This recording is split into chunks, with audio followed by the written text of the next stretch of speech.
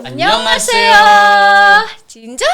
Weh? Cinca? Weh? Kita lagi ngapain sih, Kak? Nggak tahu dah. Oke, ulang ya. Ulang ya? Ya. Oke. Halo Sobat Adsen, kembali lagi di Etalk, Adsen Talking bersama Kayu Dan Kak Rajab. Sekarang kita akan membahas apa nih, Kak? Tentang seputar K-pop, tapi Seputar lebih K-pop. kepada fanatisme ya. Oke, seputar K-pop dan fanatisme. Nah, makanya Sobat Adsen harus nonton nih video ini dari awal sampai akhir karena kita akan bahas jenis-jenis fanatisme.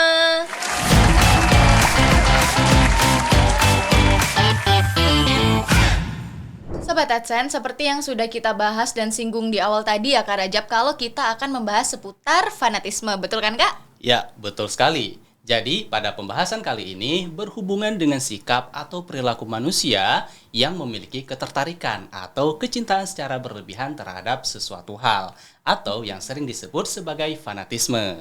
Oke, jadi berbicara seputar fanatisme tuh Kak, apalagi kalau misalnya kita melihat yang suka K-pop tuh, Iya. itu seseorang bisa dikategorikan ya fanatisme terhadap K-pop itu apa sih Kak kategorinya? Nah, kemudian kalau misalnya nih, salah satu contohnya dia sudah menyukai nih idol K-pop itu, misal katakan boy atau girl bandnya, kemudian dia tuh membeli suatu barang yang dirilis oleh yaitu boy atau girl bandnya, idolanya mereka, nah itu bisa masuk kategori ini Kak? Oke, jadi kalau membahas seputar itu ya, tapi sebenarnya Kak Ayu, kalau hanya sekedar kita mengagumi mereka atau hanya sekedar suka dengan karya-karya mereka, itu sebenarnya tidak tergolong dalam tindakan fanatisme ya. Oke. Nah, tapi suatu tindakan yang tergolong dalam fanatisme, misalkan nih, mereka sampai menjelekkan idol yang lain, kemudian juga sampai memusuhi fans dari artis yang lainnya, dan juga misalkan membeli suatu barang yang karena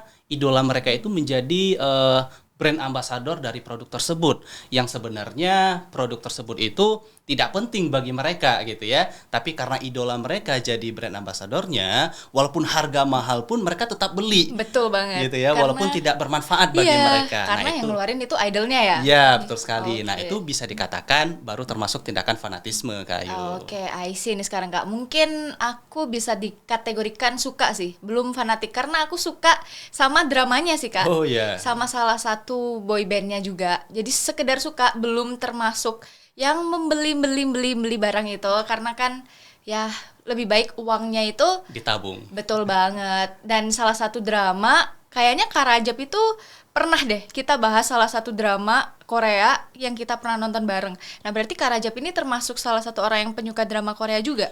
Kalau dibilang suka, ya suka ya.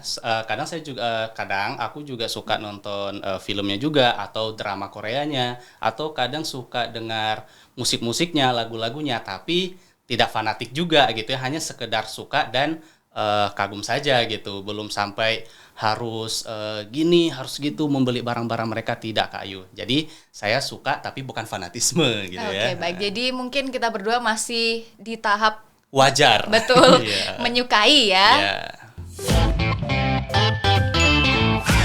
Membahas seputar drama Korea tadi ya Kak, kan kita salah satu orang yang menyukai tapi belum masuk kategori fanatis. Iya.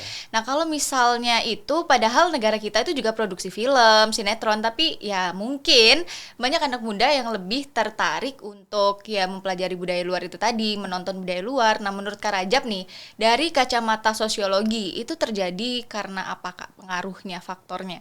Oke, ini pertanyaan menarik ya, Kak Iya. Ayu ya. Oke, jadi fenomena K-pop ini bisa kita kaitkan dengan proses globalisasi, Kak. Nah, Oke, baik. sebelumnya Kak Ayu sudah pernah dengar nggak sih apa itu globalisasi? Oke, kalau globalisasi nih seperti yang kita tahu bersama, globalisasi itu kan kemudahan Ya. untuk kita mengakses baik itu budaya dari luar dan semuanya lah Kak. Kayak barang-barang dari luar itu masuk dengan mudah ke negara kita dan negara kita juga bisa dengan mudah untuk mengirimkan ya semuanya lah ya. Barang, kemudian ekspor import ataupun budaya kita juga bisa nih masuk ke luar kayak gitu Oke, Kak. ya, betul ya. Jadi globalisasi itu adanya suatu proses yang mendunia gitu ya. Nah, jadi kasus K-pop ini ya, budaya Korea ini bisa kita kaitkan dengan globalisasi. Yang dikatakan globalisasi adalah sebuah fenomena di mana terjadi keterkaitan dan ketergantungan antar negara dan manusia di seluruh dunia melalui berbagai bentuk. Bisa seperti perdagangan ya, perjalanan, pengaruh kebudayaan, dan sebenarnya masih banyak bentuk-bentuk interaksi lainnya yang menyebabkan hubungan antar negara itu semakin dekat. Semakin dekat sehingga antar kebudayaan itu bisa saling sharing gitu ya. Betul. Kita mempelajari budaya negara luar dan negara luar terkadang juga mempelajari budaya kita. Gitu. Oke, jadi lebih mudah gitu ya Kak. Nah oke, sekarang udah paham nih. Tapi contoh dari globalisasi nih, contoh nyatanya apa itu Kak? Nah, contoh nyata globalisasi seperti yang sudah kita bicarakan tadi. Salah satunya kebudayaan K-pop. Nah, kebudayaan K-pop sekarang ini kalau kita lihat itu sudah berada atau sudah menjerumus ya, atau bahkan sudah menyebar ke berbagai negara. Salah satunya Indonesia, Kak Ayu. Betul banget. Kalau kita lihat nih di Indonesia dari anak-anak bahkan sampai orang dewasa menyukai drama Korea gitu ya, drakor gitu.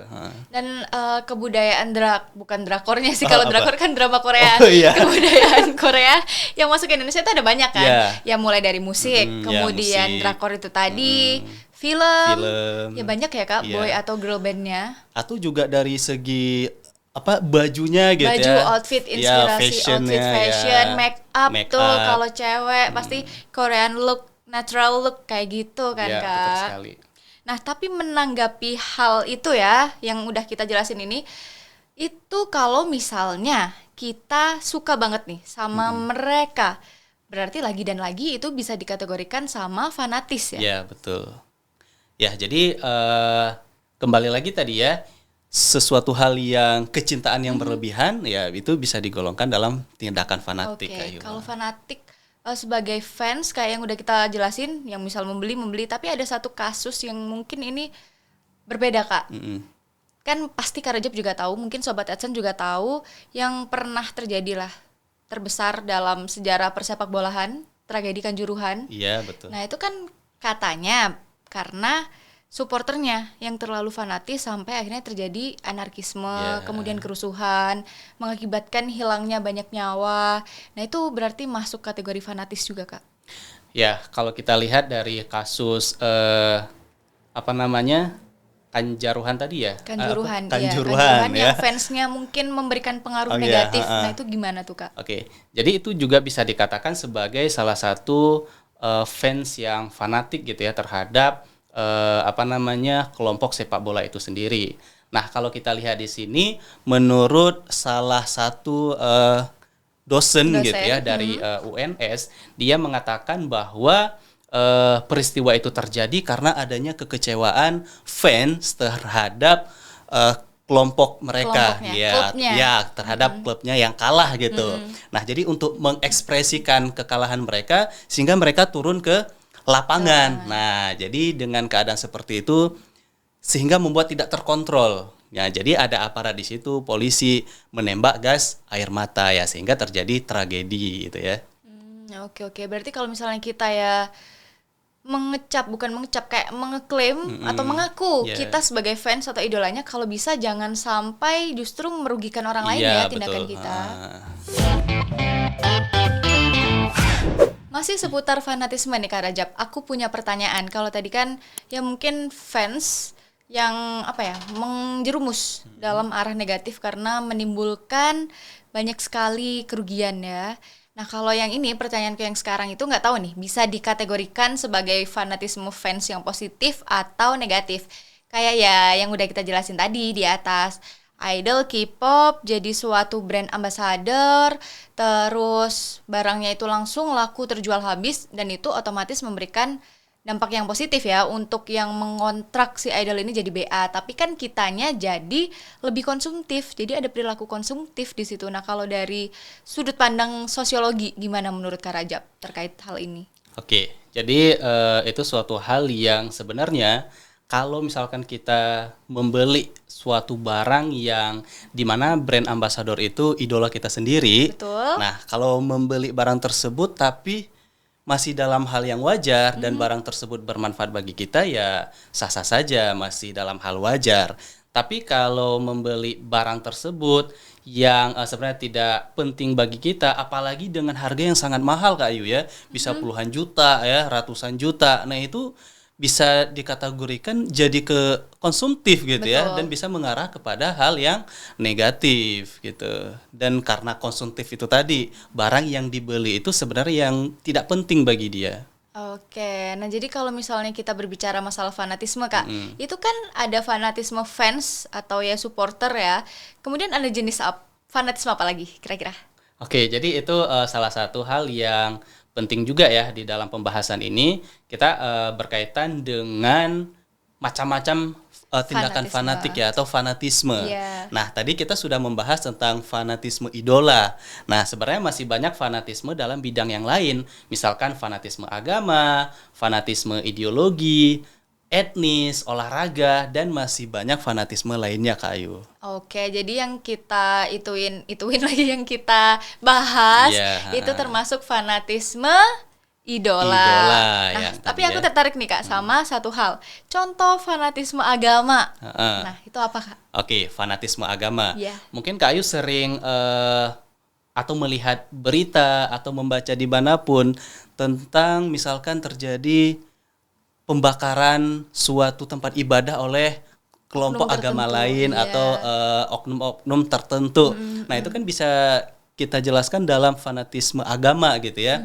Ketika misalkan seseorang yang terlalu fanatik terhadap suatu agama, dia mempelajari agama dengan mendalam dan tapi menentang pihak lain yang dianggap tidak searah dengannya. Nah, sehingga sering terjadi konflik antar agama karena itu tadi membenci kelompok agama lain gitu ya. Betul. Bahkan ada yang sampai membakar tempat ibadah agama lain. Nah, itu bisa dikatakan fanatisme terhadap agama gitu ya, tindakan oke. fanatik agama gitu. Oke, padahal kalau misalnya kita belajar agama tuh agama kan ya mengajarkan kita untuk toleransi, Iya, saling benar. menghargai dan saling menyayangi. Makanya kalau misalnya kita ya suka sama agama kita mendalami agama kita, jangan sampai kita salah aliran gitu ya, Kak. Justru mengarah ke hal yang negatif. Betul sekali. Apalagi nih kita hidup di dalam masyarakat yang multikultural gitu ya. Betul, Kita majemuk memiliki banget. keberagaman, Iya. beragam agama, ras, etnis. Jadi kita harus mengembangkan sikap-sikap saling menghargai ya, saling toleransi sehingga kehidupan kita itu menjadi lebih damai, aman, nyaman gitu ya. Sobat AdSense, kita sudah belajar dan membahas ya sama Kak Rajab panjang kali lebar seputar fanatisme. Kalau dari kacamata sosiologi nih Kak, pasti fanatisme ini memberikan dampak. Baik itu dampak positif maupun dampak negatif. Kalau untuk dampak negatif kan sudah sedikit kita singgung ya di awal pembahasan. Nah sekarang Kak Rajab boleh minta tolong dijelaskan nih untuk aku dan Sobat AdSense pengaruh dari fanatisme. Oke, jadi sebenarnya fanatisme itu bisa berdampak positif maupun berdampak negatif ya. Nah, jadi yang pertama sekali itu kita akan membahas mengenai dampak negatif nih dari fanatik itu sendiri. Oke, adapun beberapa dampak negatif dari sikap fanatik seseorang terhadap sesuatu hal, yaitu sikap fanatik dapat membuat seseorang tidak dapat menerima pendapat orang lain dan tidak adanya sikap toleransi, akan mudah menyerang kelompok lain yang tidak sama paham dengan mereka. Seseorang menjadi lebih egois, bahkan dapat memunculkan sikap ekstremisme, radikalisme, dan juga anarkisme yang dapat memecah belah dan mengganggu kedamaian, Kak Ayu. Oke, jadi berarti dampaknya sengeri itu ya. Iya. Kayak kita jadi egois dan individualis ya, nggak peduli dengan orang lain. Tapi Kak, pengaruh apa ini fanatisme negatif kalau misalnya sudah pada tingkat akut atau kronis itu berarti bisa mempengaruhi perilaku kita, kejiwaan kita gitu ya. Oke, jadi kalau sikap fanatik seseorang yang sudah mengganggu orang lain, yang bisa berdampak negatif, nah itu bisa dikatakan sudah mengganggu kejiwaannya ya. Nah itu sudah lebih ke psikologi seseorang, kejiwaan gitu Kak Ayu. Oke, boleh nih Kak, minta tolong di-share nih tanda-tanda sikap fanatis yang mempengaruhi psikologi atau kejiwaan seseorang Kak. Oke, jadi ada beberapa tanda ini ya bahwa fanatik yang sudah berubah seseorang menjadi apa namanya istilahnya Sampai terganggu ya kejiwaannya sampai gitu terganggu ya. kejiwaannya gitu. Oke, yang pertama, kualitas hidup dan hubungan dengan pribadi lainnya itu bisa terganggu. Jadi sosialisasinya dia itu dengan lingkungan bisa terganggu ya. Biasanya orang yang tiba-tiba ceria, kemudian tiba-tiba menutup diri nih dari keluarga dan juga masyarakat. Nah, kita bisa melihat contohnya seperti misalkan seseorang yang awalnya ceria, aktif, tiba-tiba dia males untuk sekolah, kemudian males untuk bekerja, dan juga kalau sudah memiliki pasangan, dan pasti sering terjadi konflik karena komunikasi yang tidak baik itu tadi Betul, ya. karena komunikasinya terganggu Iya, ya. itu juga karena efek tadi ya, apa namanya, kejiwaan seseorang yang sudah terganggu. Nah, juga yang kedua ya, itu dapat merusak fungsi kognitif otaknya. Karena apa? Karena sikap fanatisme yang sudah mencapai pada tahap mengganggu kejiwaan seseorang. Karena juga itu kan mempengaruhi Pola pikir ya. seseorang gitu ya. Jadi mereka itu tidak dapat atau fungsi normal otak untuk mengolah informasi itu sudah tidak bagus lagi gitu. Begitu juga dalam mengambil suatu keputusan. Oke, jadi berarti ya kalau misal kita terlalu mencintai sesuatu itu sangat membahayakan ya, Iya, Kak. betul sekali. Kak Rajab, selanjutnya ini dampak positif dari fanatisme. Apa nih, Kak? Oke, tadi kita sudah membahas dampak negatifnya ya. Betul. Oke, sekarang kita dampak positifnya dari sikap fanatisme itu sendiri. Oke, dampak positif yang muncul akibat dari sikap fanatisme yaitu loyalitas seseorang ya terhadap sesuatu hal yang diyakini. Jadi dia yakin terhadap apa yang diyakini gitu ya. Oke, kemudian jika mereka memiliki suatu kelompok dengan pola pikir yang sama, mereka dapat mempertahankan kelompok tersebut karena pola pikir yang sama, keyakinan yang sama, jadi mereka bisa mempertahankan kelompoknya. Itu positifnya gitu ya. Loyal gitu ya. Iya, jadi ikatan antar anggota dalam kelompok itu juga dekat. Betul. Karena memiliki pola pikir yang sama. Betul. Oke, kemudian juga tidak mudah terpengaruh oleh hal-hal yang negatif dari luar. Oke, dan masih banyak lagi Kak Ayu dampak positif lainnya. Oke, jadi itu beberapa contoh, bukan beberapa contoh ya, Iya, yang memang beberapa, dampak positif dari fanatisme. Nah, sekarang Sobat AdSense sudah tahu kan tentang fanatisme. Kalau misalnya nih Sobat AdSense menyukai suatu hal itu boleh saja, sah-sah saja. Yang penting masih dalam batas yang normal ya. Ya, masih dalam batas kewajaran, ya. Supaya tidak merugikan Sobat AdSense juga gitu. Gimana Sobat AdSense? Pembahasan seputar fanatisme. Nah, kalau Sobat AdSense ingin membahas fenomena sosial apa lagi nih? Tulis di kolom komentar ya. Dan jangan lupa follow semua akun media sosial SN.id mulai dari Facebook, Twitter, TikTok, Instagram, dan YouTube agar kamu tidak ketinggalan informasi menarik lainnya. Sampai jumpa. Bye.